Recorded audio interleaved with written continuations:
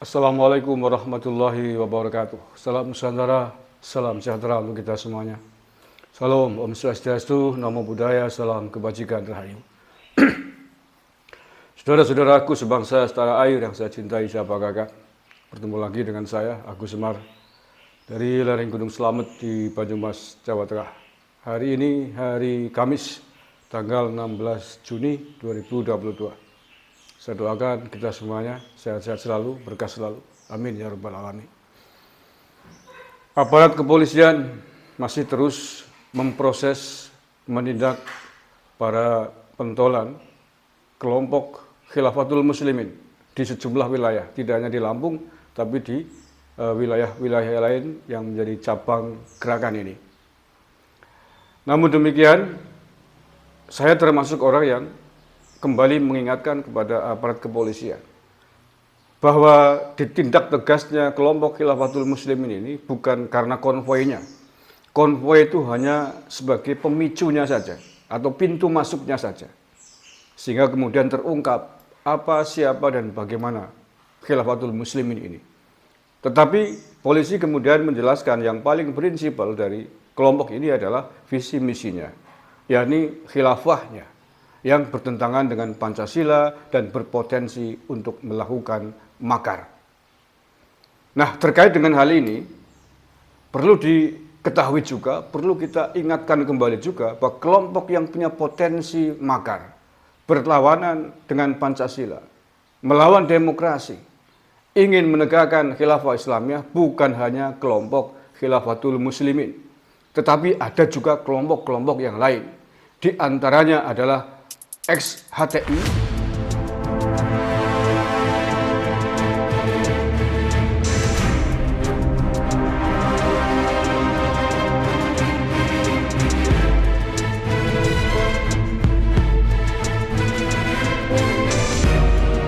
kami sampaikan proposal khilafah untuk Indonesia. Khilafah akan menata ulang sistem kepemilikan dengan pola yang sesuai dengan syariat Islam. Bahkan kalau bisa ditindaklanjuti dengan simposium nasional untuk membahas proposal khilafah, ajaran Islam yang agung yang akan menyelamatkan bangsa Indonesia bahkan dunia. Ketiga, menyampaikan seruan kepada Presiden Republik Indonesia, DPR RI, dan seluruh rakyat Indonesia untuk mengambil Islam sebagai solusi, menerapkan syariat Islam secara kafah sebagai solusi bagi seluruh problematika yang menderita negeri ini. Yogyakarta, 27 April 2022. memiliki niatan menegakkan khilafah Islamiyah, memiliki niatan di bawah naungan khilafah Islamiyah. Menurut saya, kelompok-kelompok tersebut juga sama berbahayanya dan tidak boleh dipandang sebelah mata, tidak boleh diabaikan oleh aparat kepolisian kita. Kelompok ex-HTI, ex-FPI, dan kelompok-kelompok lain yang memiliki visi misi sama, ingin menegakkan syariat Islam dalam bentuk negara atau sistem pemerintahan atau khilafah, juga harus diberikan sanksi hukum yang tegas yang sama sebagaimana kelompok Khilafatul Muslimin. Jadi gerakan polisi hari ini tidak boleh hanya berfokus pada Khilafatul Muslimin. Kalau memang fokusnya adalah visi misi khilafahnya, maka harus dilebarkan seluruh kelompok ormas di Indonesia, dibubarkan atau belum, yang memiliki visi misi sama seperti KN juga harus ditindak tegas. Walaupun ormas sudah dibubarkan, tetapi aktivis-aktivisnya, para pengurusnya, pentolannya masih berkeliaran bebas dan sampai hari ini belum satu pun tersentuh oleh aparat keamanan dalam konteks visi misi khilafah ini. Kalaupun kemudian ada pimpinan mereka ditahan dan dipenjarakan, bukan karena kasus khilafah, tetapi karena kasus hukum yang lain.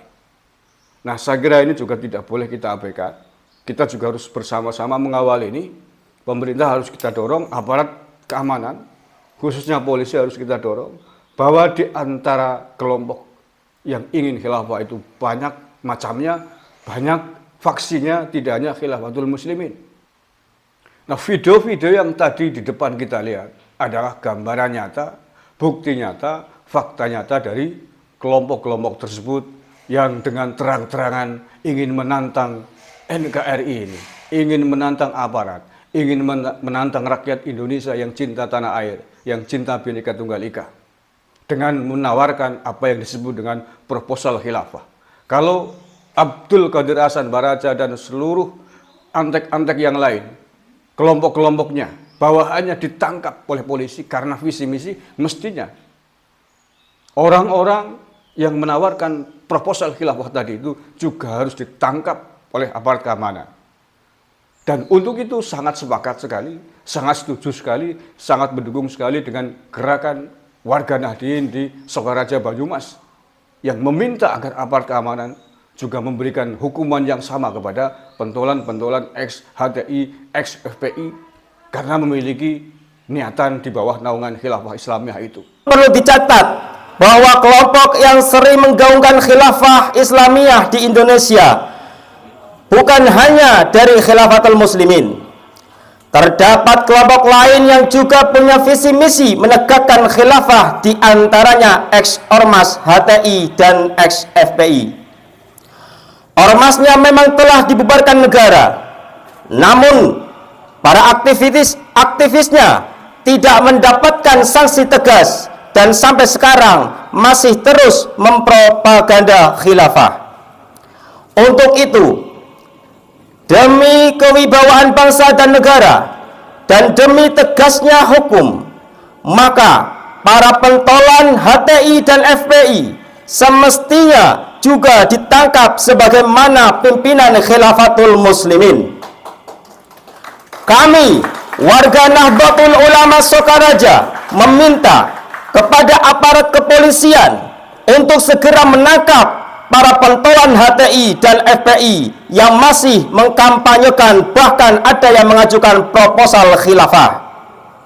Kami mendukung sepenuhnya langkah tegas polisi dalam memberantas kelompok radikal di tanah air ini. Dan kami akan selalu siap 24 jam untuk membantu aparat kapanpun dibutuhkan dalam melawan para radikalis khilafah dimanapun berada. Siap saudara-saudara? Siap saudara-saudara? Siap saudara-saudara? Jadi jangan tebang pilih Pak Polisi, aparat keamanan kita.